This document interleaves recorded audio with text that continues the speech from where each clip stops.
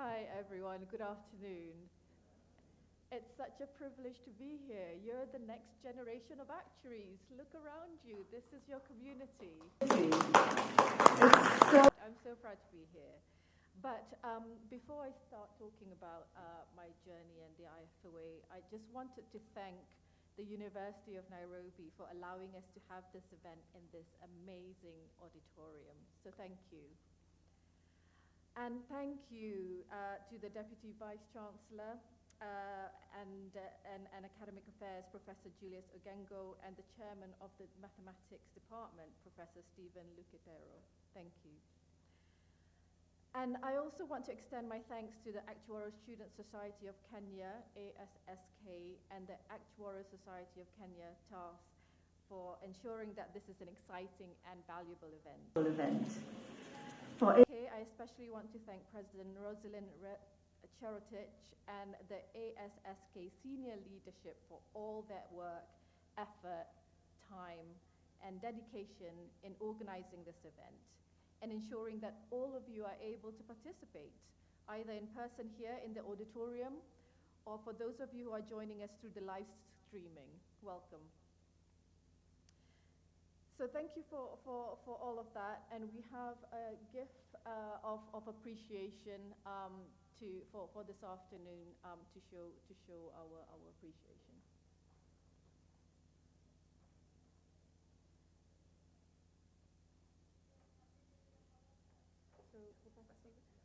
So Professor Stephen, if you don't mind.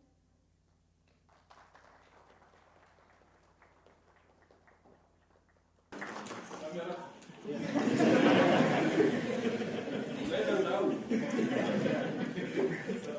Any companies.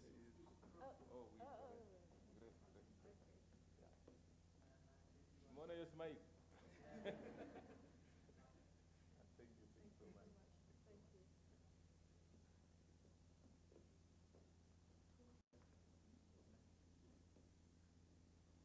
Rosalind?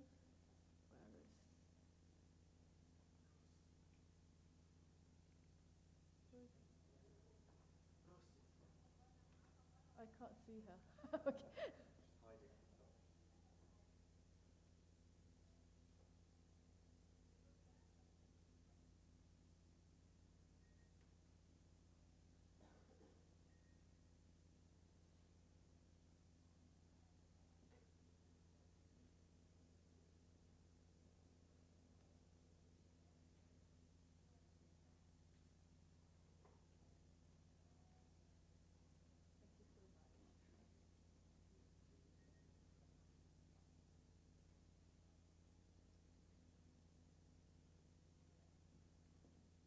And finally, Lorraine.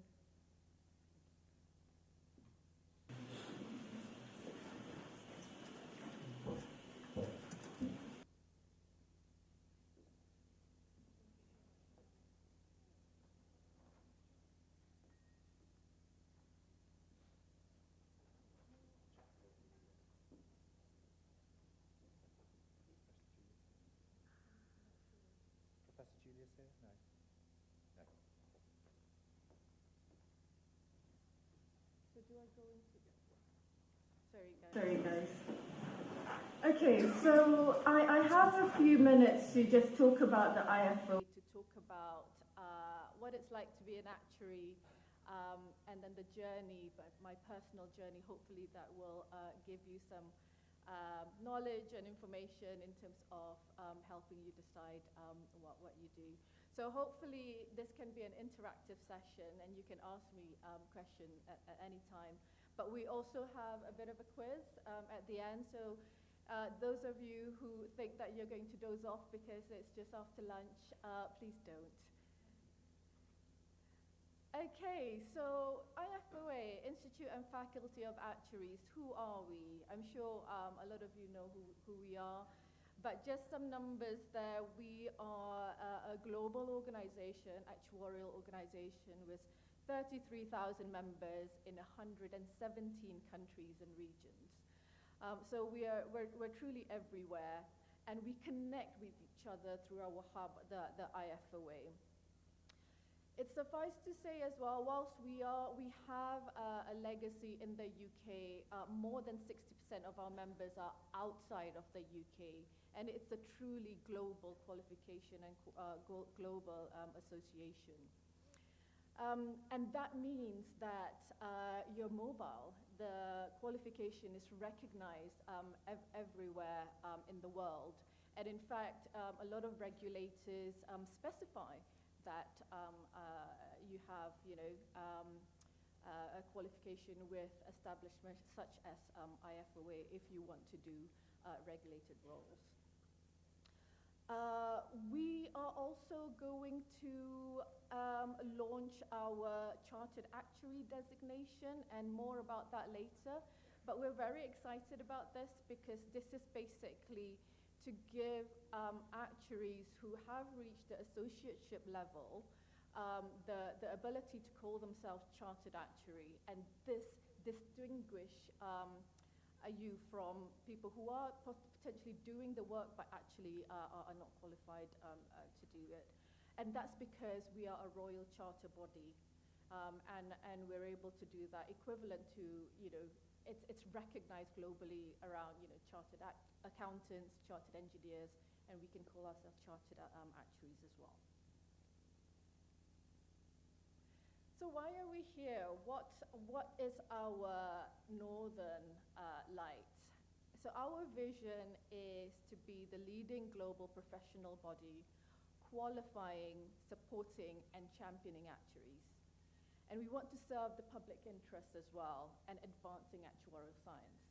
So a lot of words there, but if I pick out the key words, it's to be global. We talked a bit about global before, and that means that we want to enable our members, our students, our qualified actuaries to be able to work anywhere and to be able to make an impact anywhere they want to be. And essentially, we're not, we want to support local association in terms of growing the actuarial profession. So it's definitely a partnership model and making sure that we can support the local association. Qualifying, and this is linked to why you're here. It's about our education. We want to make sure that we give you the skill set, the experience, the learning to be able to do the work that you need to do. We have a premier education system. It's a strong framework, which I'll go through in a bit more detail later.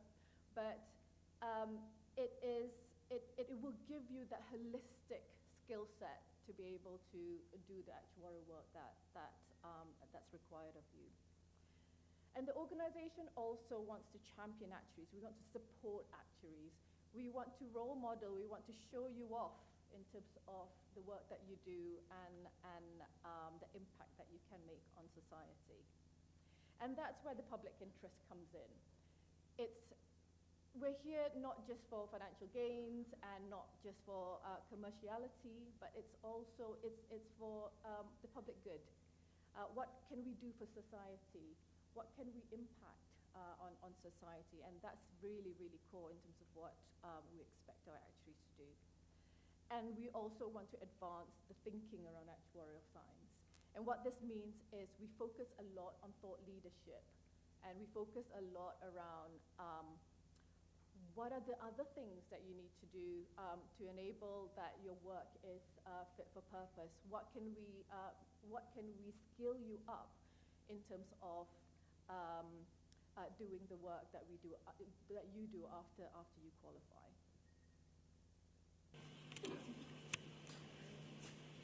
So a bit around the detail of this.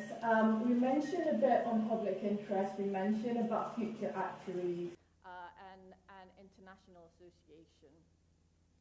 But this is a bit more detail. I won't go into too much of it. But the thing that I wanted to pick up is, whilst we are a membership organization with 33,000 members, and we have a big core of support centrally, we rely on volunteers.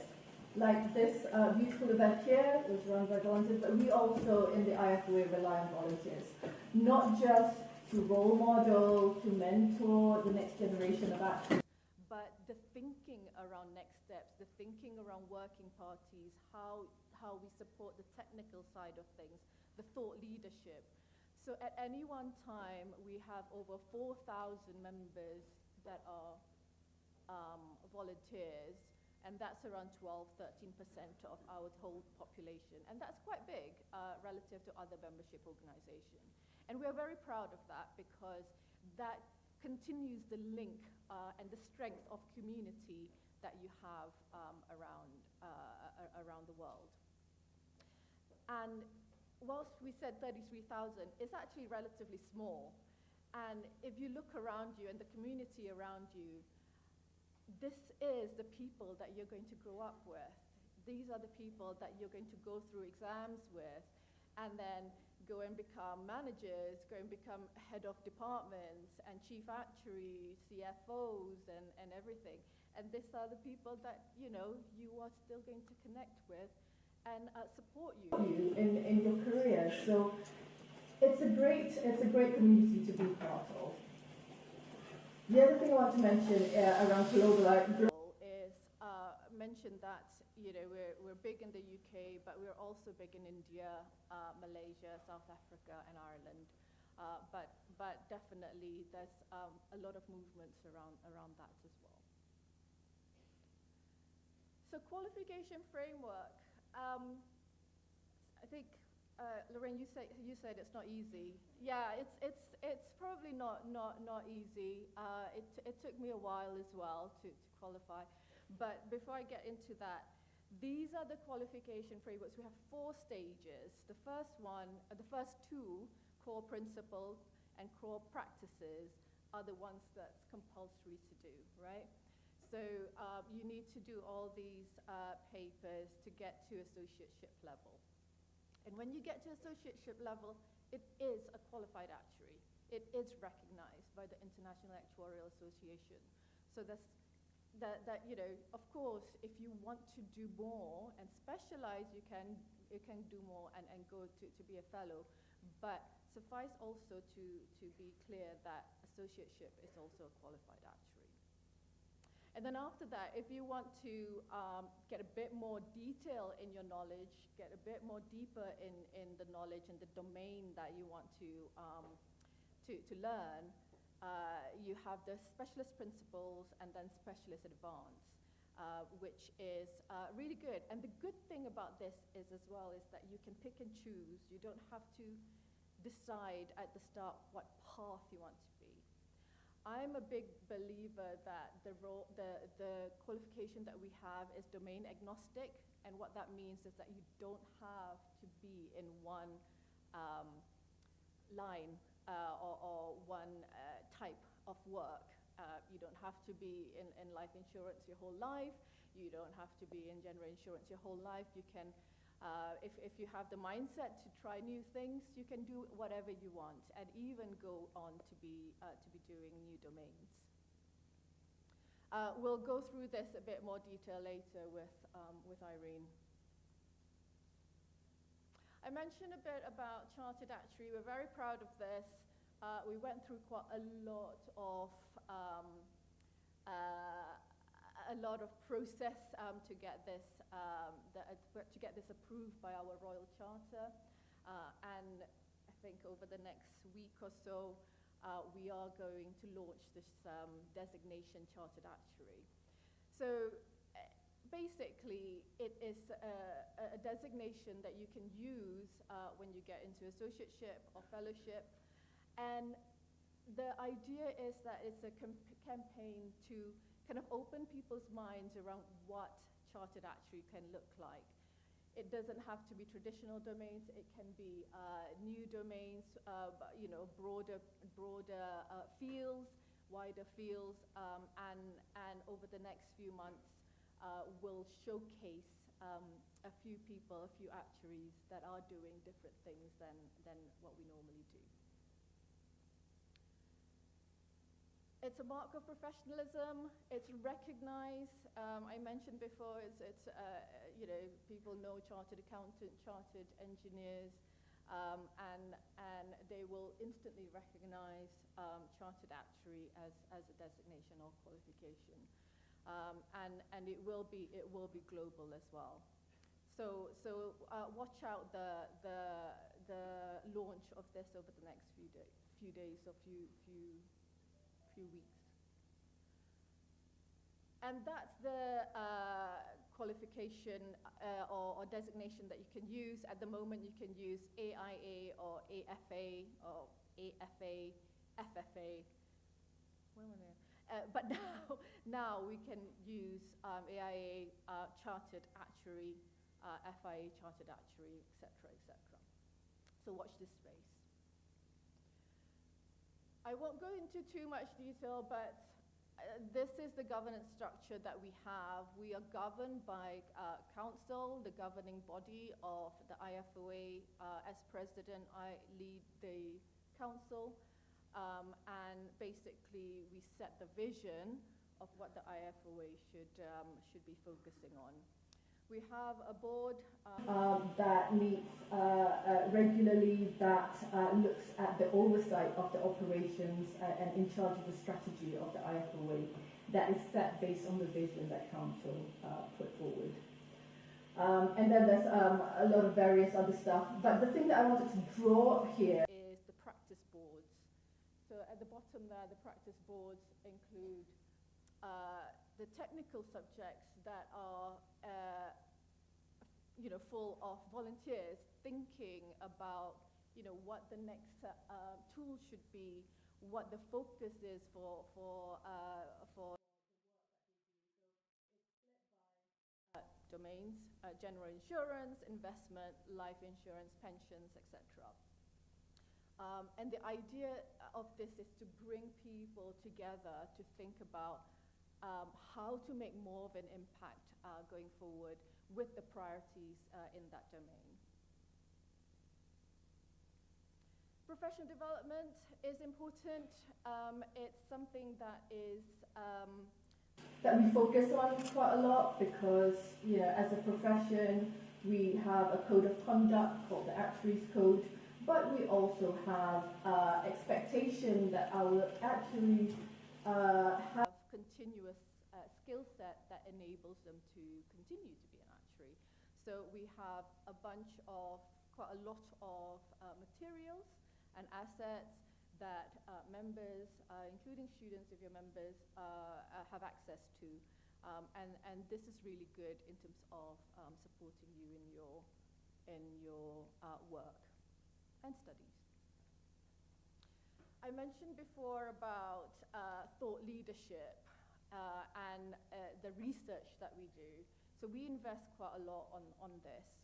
And that's because we know that we can't stay stagnant, okay? We can't stay stagnant.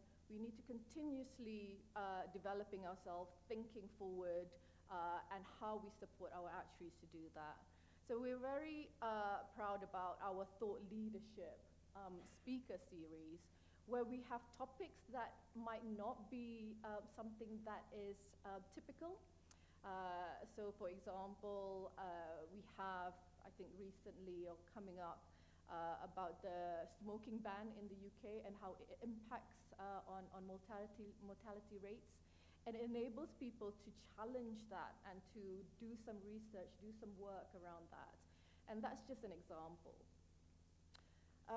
Research, we are a learned society, so we focus quite a lot on this, and that's essentially to share the work and the thinking that we have around the table, around our members, in terms of supporting them to do other things.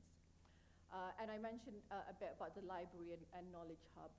As members, you have access to multiple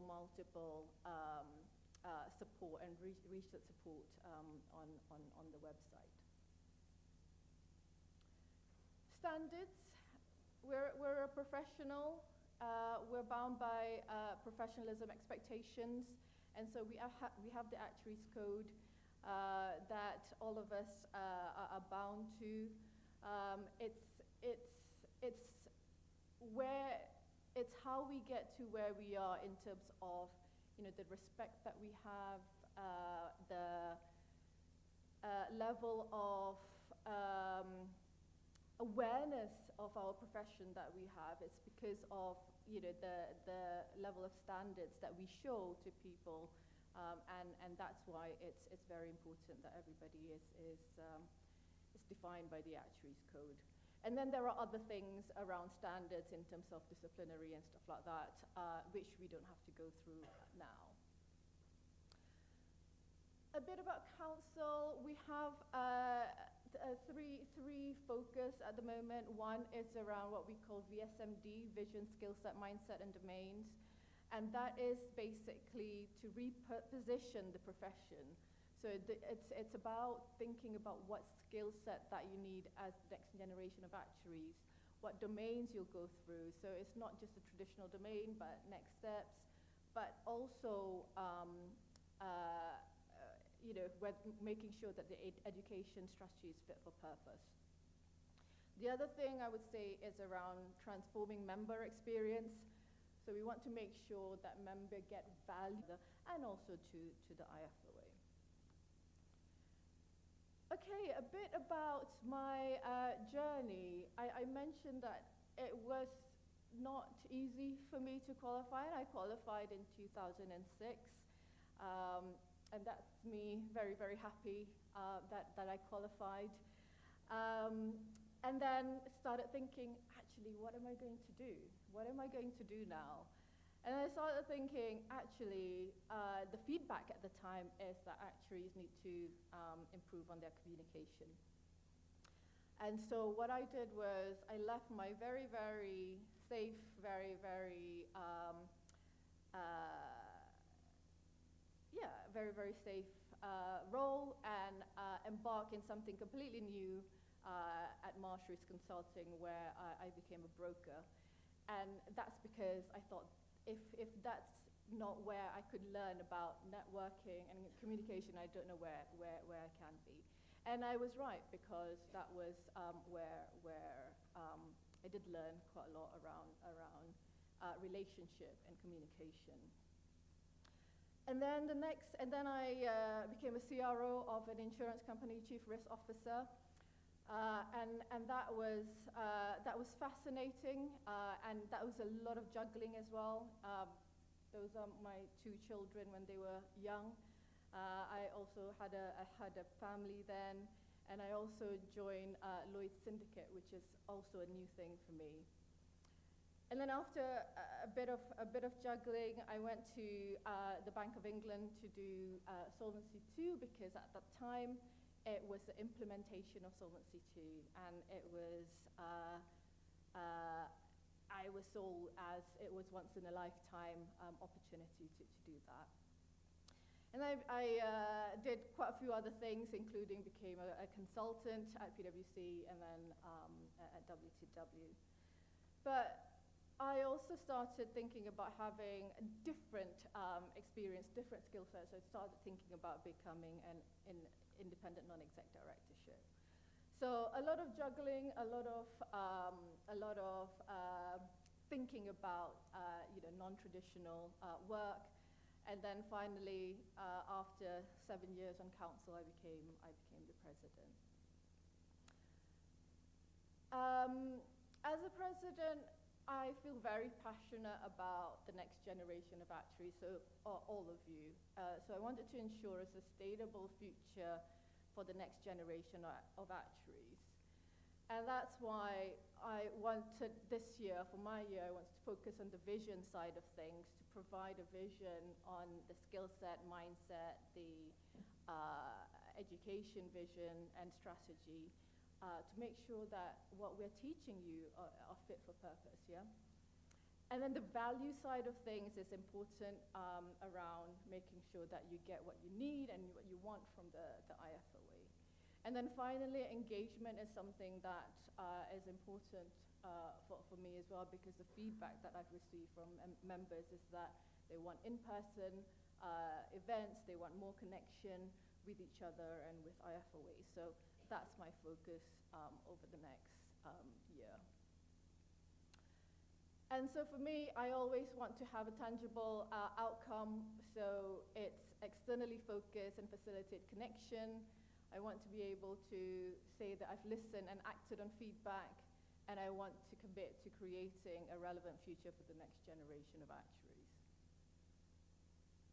And then, so what does that feel? For me, that feels that members and volunteers are listened to and feel valued, and staff feel valued as well. Members and staff are proud to be part of the IFoA, and fundamentally it's easier to do business with the IFoA. So I won't go through too much of this, but there are little things that we can do to make things better. But fundamentally, I would love to hear from all of you in terms of what you think would help in your journey as a student. And of course, it is a member-centric focus. I want to be working with members, want to make sure the culture is the right one. I want to empower members, actually. We want to make sure that it's member-led. So enabling members to go and say, okay, I want to do this, go ahead. There's no complexity around the process to be able to deliver that. So agility is important, and fundamentally feedback from everyone is important. So in summary, I've spoken quite a lot here, but in order for everyone to thrive in this profession, I think we need to have a growth mindset. It's okay to fail, try new things, be brave, and if you fail, it's fine. Just get up and think of something else, or think what you can do better, and having that growth mindset. The second one is embracing change. Change are happening. AI is everywhere, and we need to make sure that we can embrace that change, and we can be agile, and we can change with the stuff that we do. And fundamentally, I want you to trust yourself, trust your gut. That's fundamentally what will kind of guide you. Trust your values, trust your principles that will guide you into your career. And fundamentally, let's work together, and it's not hard. So I'll stop there, and I'd love to hear your thoughts, because feedback is a gift. Thank you.